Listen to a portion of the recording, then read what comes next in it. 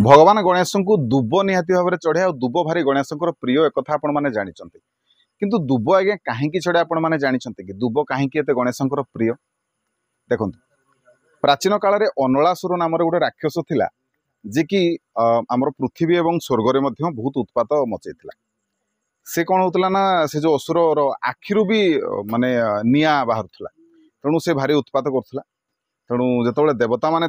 माने सब असुविधार पड़े देवता माने जो से हैरान कला तेणु समस्ते भीतर जो भाड़ेनी पड़ा से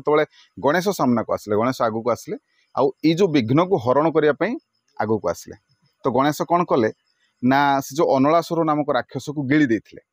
जेतु गिली देले आउ ता आखिरु निया बाहर तेणु तांको पेटरे भारी जला पोड़ा है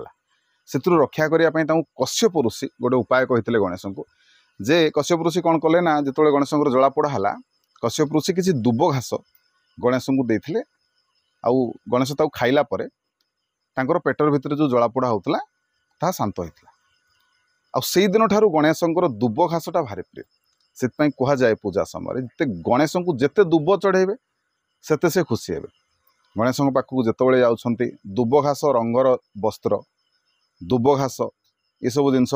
चढ़ातु दुर्बा भारी प्रिय दुर्बा प्रिय गणेश जमीती आमर जल प्रिय महेश नमस्कार प्रिय रवि ठीक से भाई भाव में गणेश होती दुर्बा प्रिय जिते आसुँच गणेश पूजा करुँच से समय गणेश को जिते पारे दुब घास चढ़ाते वीडियो भल लगे समस्त को शेयर करेंगे वीडियो को लाइक करेंगे चैनल को सब्सक्राइब करने को जमारू भूलें रही जय जगन्नाथ जय शिव शंभु।